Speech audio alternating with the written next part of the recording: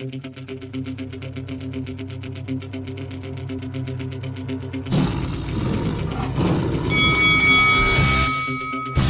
this is Carl the Cobra Frutch, and you're watching Lights Out. This is Faisal Khan for Lights Out, proudly sponsored by Spartans Law.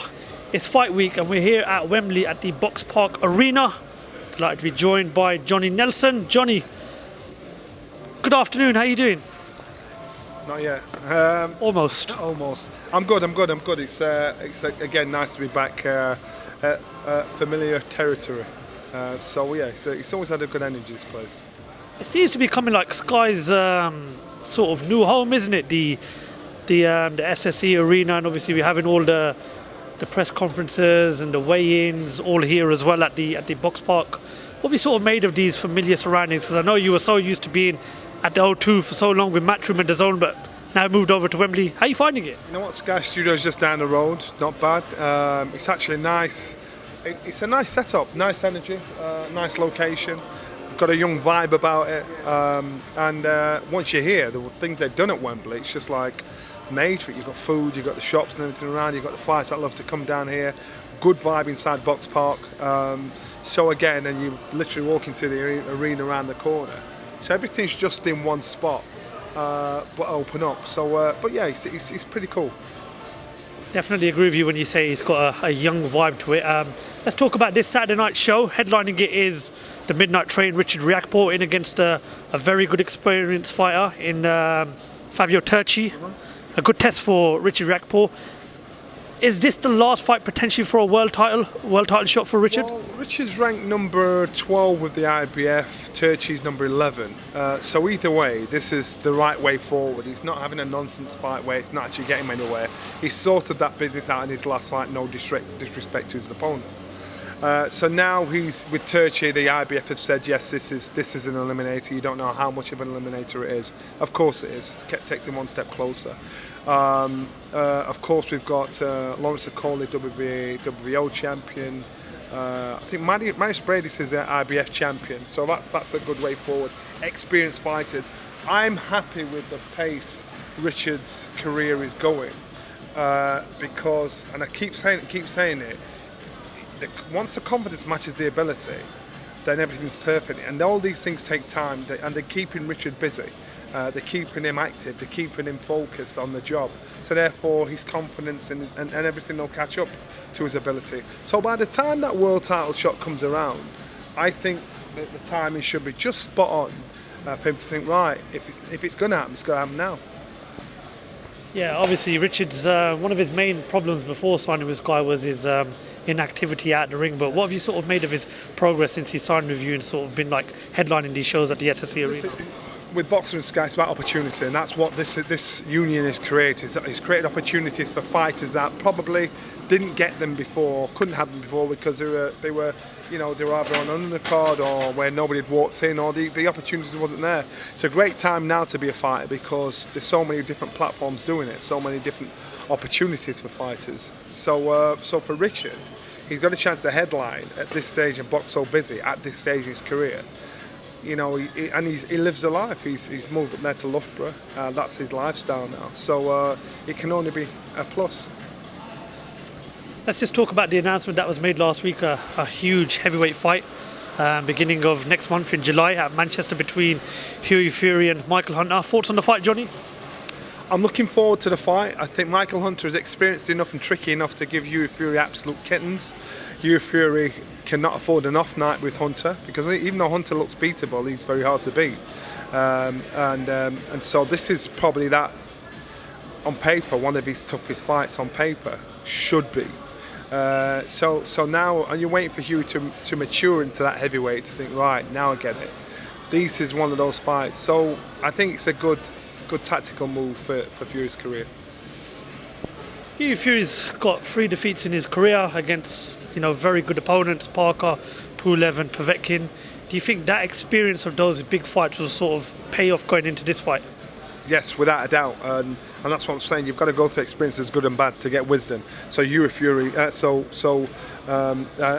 therefore, to get to this point now, you know what you did wrong, so you know what you can do right. I can fix these things. Obviously, another announcement that was made at the beginning of this week was Derek Chisora and Kubrat Pulev, a second fight. First fight, you have to go all the way back to 2015 and 2016, I believe. What's your thoughts on that fight, Johnny? Good. You know what? Derek's a great entertainment, and Derek's probably one of the few fighters that can lose and lose and lose and still draw them in, still put up one hell of a fight. He's that kind of fighter you love to watch, and he's changed public opinion around of him. Whereas now you're just like, you're behind me, you want to support him. So I think it's a good fight for Derek. And again, you're going to watch anyway, regardless. And Derek's saying, look, I'll fight, regardless if I'm not world class level. You've got to prove you are by getting past me. So again, for Derek, I love the ambition, motivation and attitude he has.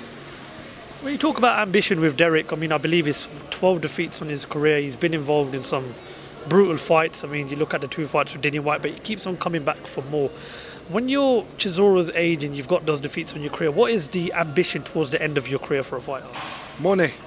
Let's not fluff it up. It's money. You're getting paid. You're a prize fighter. So maybe his ambitions to be a world champion may have gone, but he knows he can make a lot of money and give you hellfire on it as well. Now, I know it's a bit crass to be talking like that, but that is. And the fact that he likes fighting. You know, you've sat down with Derek many times, you think, shit, this guy's got an edge to him. You know, he likes fighting and getting paid for it. So, dollars, it's got to be. Announcements. Another announcement that came out last week was Anthony Joshua will be teaming up with Robert Garcia. It's likely that Robert Garcia will now be in his corner for that rematch with Alexander Usyk whenever it does happen. What's your thoughts on that, Johnny? Anthony Joshua's been hunting around to feel comfortable with someone in his corner that he trusts, feels has the confidence in him, and so he's done what is best for him. And in doing that, this is the business he's looking at. So he's going to make the best. And he's left Rob McCracken because I think, you know what, Rob, you know, you've taken me this far. Now I need to make a difference. So got to see if it works for him. It works for him.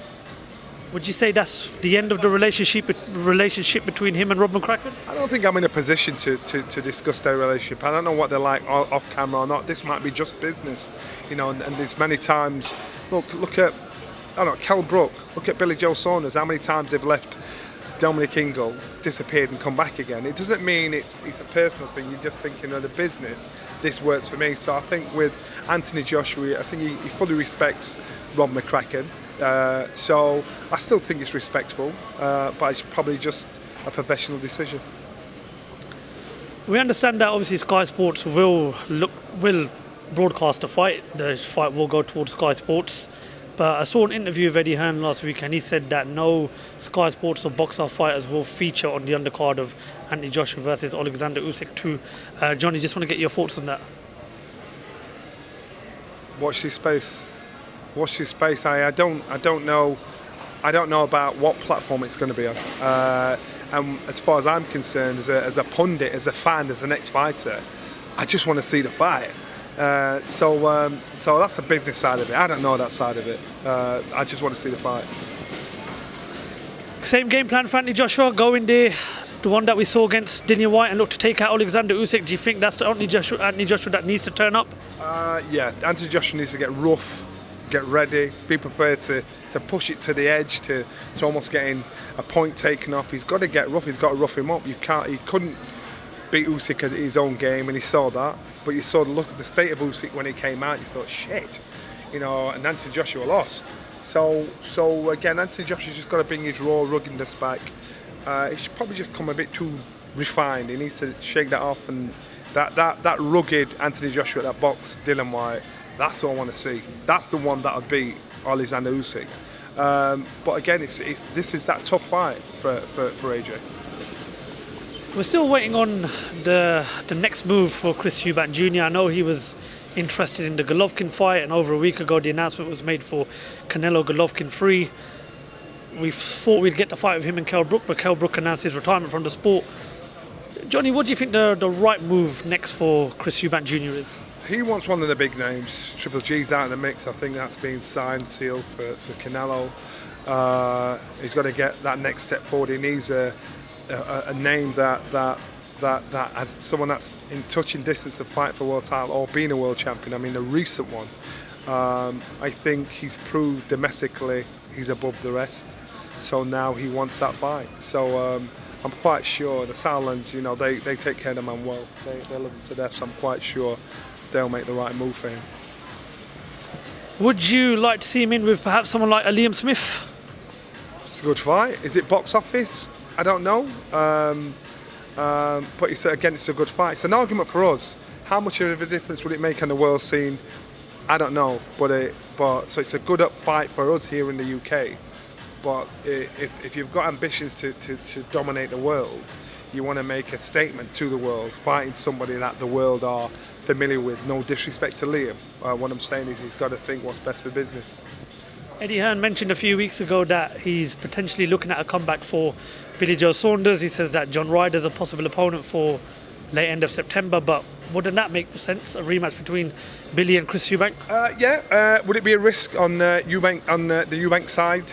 Maybe. I think how much has he changed his style? How much has Billy Joe got left? How much ambition has he got left?